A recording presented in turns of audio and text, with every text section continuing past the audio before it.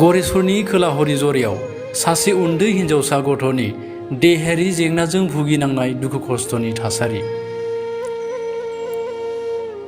आथिखाल 12 बोसोर बैसोसिम मोनसे जेथोगोनां बुजिमोनै बेरामजों नाख्रेबजानानै दङ।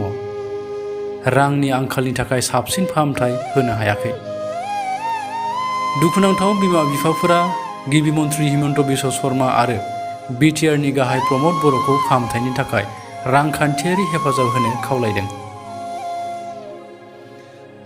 तामुलपुर जिल्लानि गरेस्वर खाजोना बेंखननि सिङाव थानाय खोला हरिजरानि खरगेश्वर बर' आरो पुर्निमा बर'नि फिसाजो बिरगोस्रि बर'आ जोनोमनि साननैसो सिगांनिफ्रायनो गोब्राब बेरामजों नाख्रेबजानानै दङ। बिमा पुर्निमा बर'नि बायदिब्ला बिरगोस्रिया जोनोमनि समाव मोजाङैनो दंमोन, नाथाय लोमजानायनि जाहोनाव 20 साननि उनाव नलबारिनि गंसे गावारि देहा फाहामसालियाव थिसननाय जादोंमोन। नाथाय देहा फाहामसालियाव गोरोन्थि फाहामथायनि थाखाय बिरगोस्रिनि थासारिया बांसिन जेथोगोनां जायो होनना न'खरनि सुबुङा फोरमायो।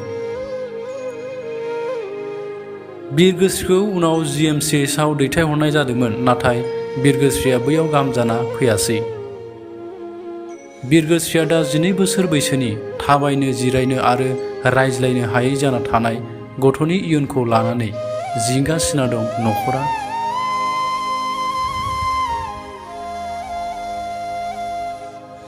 बन जिगाबनि फालांगि खालामनानै खुनुरुखुमै बोथिसे जामुंनि थाखाय जिंगा सिनांनाय न'खरा गथ'नि इयुनखौ लाना गोथौ दाहायाव भुगिनांदों।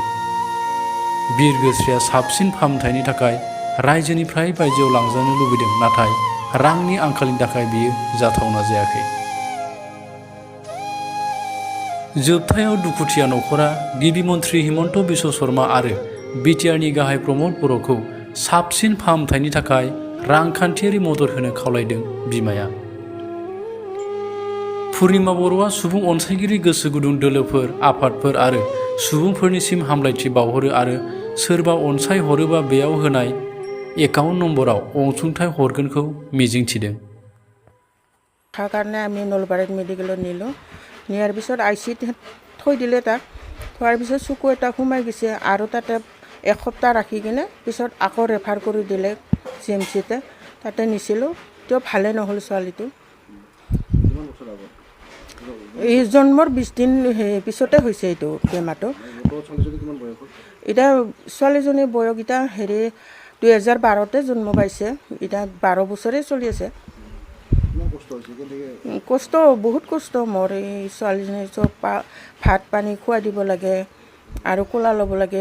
বহিও থাকিব নোৱাৰে, বিচনাতে থৈ দিওঁ, বেছি সময় থ'বও নোৱাৰে, কথা ক'ব নোৱাৰে এনেকৈ। আৰু শৌচ পেচাব কৰি লয় কাপোৰতে, গোটেই ধোৱা পখলা এনেকৈ কৰি থাকিব লাগে, চাফা কৰিব লাগে।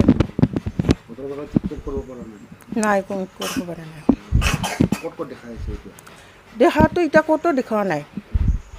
আমাৰো পইচা পাতিৰ অলপ প্ৰব্লেম এনেকৈ, বহুত কষ্ট। বাপেকে এনে সৰু সুৰা বিজনেছহে কৰে, খৰি বেপাৰ কৰি খায় এনেকৈ। চৰকাৰৰ পৰা আমি একো সহায় পোৱা নাই, কোনো আমাক সেনেকৈ চোৱা নাই। মহোদয় হিমন্ত বিশ্ব শৰ্মাক মই আহ্বান কৰোঁ, ছোৱালীটোৰ চিকিৎসাৰ কাৰণে অলপ সহায় কৰি দিয়ক মোক। নাই, এতিয়া কৰা নাই। পইচা পাতিৰ অভাৱ। এই দুটা চলি আছে, চলি দুটাকে খুৱাব লাগে। বাহিৰত চিকিৎসা কৰাৰ মন আছে, যদি কোনোবা চৰকাৰে যদি সহায় কৰি দিয়ে, এনে আমি নিজাকৈ নিব নোৱাৰিম আৰু এনেকৈ। এতিয়া চলি থকা চৰকাৰ প্ৰমোদ বড়ো মহোদয়, আপোনাকো মই আহ্বান কৰোঁ, ছোৱালী যাতে অলপ সহায় কৰি দিয়ক।